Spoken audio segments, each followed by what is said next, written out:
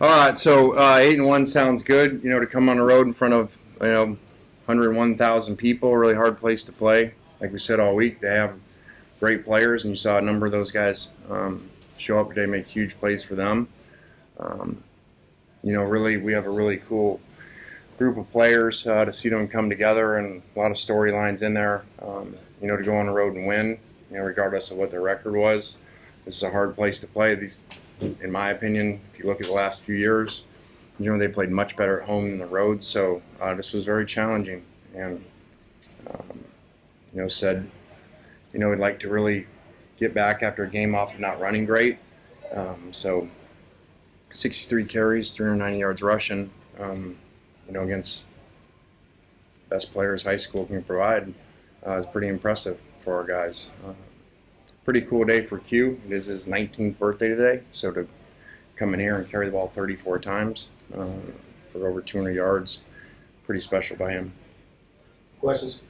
Lane, after that first quarter, the kind of scoring back and forth, and middle part of the second quarter into the third, the defense seemed to kind of maybe figure something out. What did y'all see, and then what kind of y'all maybe adjust or just get them to figure out? We got a little more basic, and we're able to stop the run a little better. We did not do that well in the first half or some in the third quarter. Running back is an elite player. Obviously, you can see his speed and runs 10-3. So I thought we did a better job with that, and a little bit of bend don't break going on. Just after last week and heading into a bye, how big was this for you guys? It was huge. This would not be a good feeling up here. After a good start with the season of 7-0, and then to go 0-2 and sit in a bye. Byes to me always stink when you lose because you're sitting there and you can't win again. And when you win, it's kind of like, well, good. You watch half the teams lose and you get healthy. So this is coming at a really good time. We are not healthy. We have a lot of banged up players, a lot of them that are playing out there in very limited roles, significant players. So it was great to have some guys step up and made some significant special teams plays. Really good punt there at the end, milking it and putting them back there. And the guys executed a fake field goal fake punt. They ended up getting us a field goal. Whose call was that fake punt? Was that you? Was that Marty? Just kind of where it come from? Well, that's me. So I would tell you the same. We didn't make it. I'm not trying to take credit. He's done a great job with designs, just like the onside kick that we got over in the air. But no, I'm not letting them call that and it not work and have to come up here. I know it's kind of obvious getting Zach back is good, but what kind of a spark did that give to the offense, having more multiplicity in the backfield? Yeah, he hasn't done very much in practice at all for a couple weeks, and so to be able to do that, and then he had the violent run on the sidelines was really cool because that's unusual for a guy coming back from injury, with a knee brace on to run like that. So that was really important and gave Q a little bit of rest. Not a whole lot of it, but that was really big. And this is the third game, 2 SEC games in the Georgia Tech of over 60 carries in a game. That doesn't happen very often. That's a lot of people doing things right, executing, for almost a 400-yard game rushing. For Zach, being a Texas native, how much did this game mean to him coming back to his home state for the first time since transferring to TCU to UMass? Yeah, he was excited. Still not 100%. Would have scored on that one run, had he been. But he was excited during the week, but more today. I think this morning he just kind of woke up and fought through the injury, and just kind of walked by me and winked at me, when we were in the locker room getting changed before warm-ups. I'm like, well, I know what that means. He's ready to go today. And so that's a very efficient day, 83 plays with no turnovers. Really good things today. Heavy in the run game. Is that something y'all saw, or was it just Zach saying he could go to get you 2 guys back there?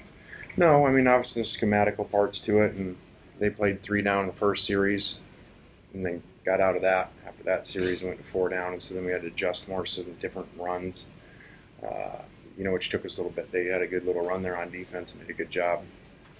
And again, you got to do things right. You're playing some of the best high school players ever, and the best recruiting class in the history of football over there. So you saw some of them show up today.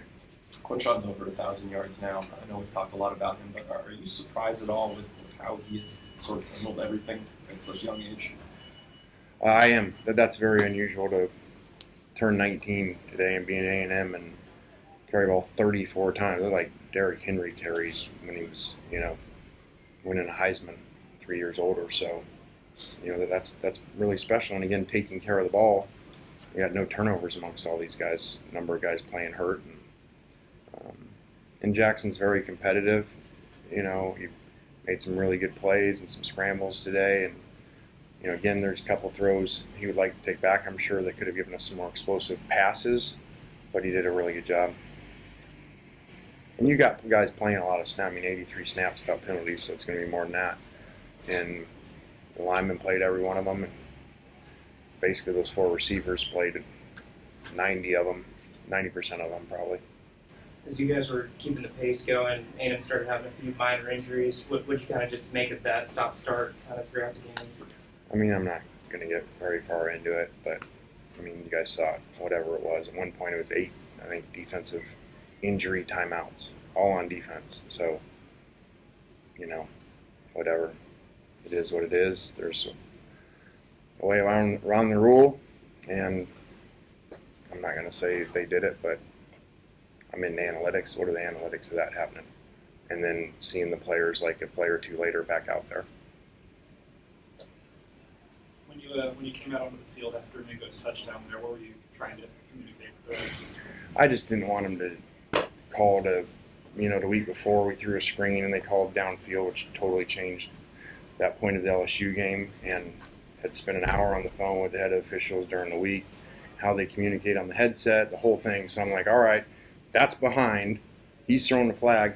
The line judge has a headset with him, and he's supposed to tell him it's behind because they said it the other way last time, which they did. They officiated right. They threw it, and then they picked it up after talking, and then they reviewed it just to make it more interesting so we could celebrate again.